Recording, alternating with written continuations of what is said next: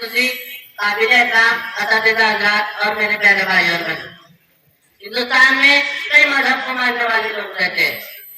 सब अपने अपने मजहब के लिहाज से त्योहार मनाते हैं, लेकिन कुछ कौमी त्योहार से सब मनाते हैं। जैसे यौम आजादी, इसका मतलब है आजादी का दिन। इसे 15 अगस्त के दिन मनाते हैं, क्योंकि 15 अगस्त 1947 के पहले हम अंग्रेजों के गुलाम थे। वो जो चाहते थे करते थे, लेकिन जो हम चाहते थे उसे करने नहीं देते थे। उन्होंने इसी तरह तकरीबन 200 साल तक हुकूमत की, हमारे देश को लूट लूट कर ले गए। हमारे देश के दिगर रहनुमाओं ने अपनी जान की बाजी लगा दी, अशफाकुल्लाह खान को फांसी दे दी गई।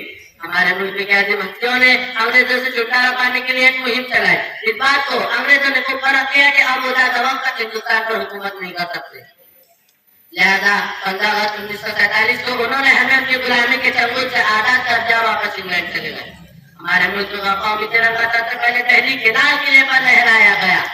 हिंदुस्तानियों ने अंग्रेजों से सुकून की सांस ली, वो सुकून महसूस करने लगे। आजादी की इस तहरीक में हमारे मुल्क के बड़े बड़े लोगों ने हिस्सा लिया। बहुत से लोगों को मौत की घाट उतार दिया गया, कुछ जख्मी हुए, जैसे अब्दुल कलाम आजाद, डॉक्टर जाकिर हुसैन, मौलाना आजाद, चाचा नेहरू, मोहम्मद अली जौहर। इन लोगों ने हमारे देश की आजादी के लिए हर किस्म की कुर्बानियां दी, बेशुमार अपराध की जेलें काटी। हमें आजादी 14 अगस्त की रात 12 बजे हासिल हुई।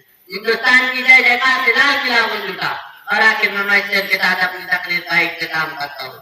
ऐ वतन तू मांग कर चाहे जा भी देख ले, ऐ वतन तू मांग कर चाहे जा भी देख ले, वक्त है तेरे लिए कतरा कतरा खून का। जय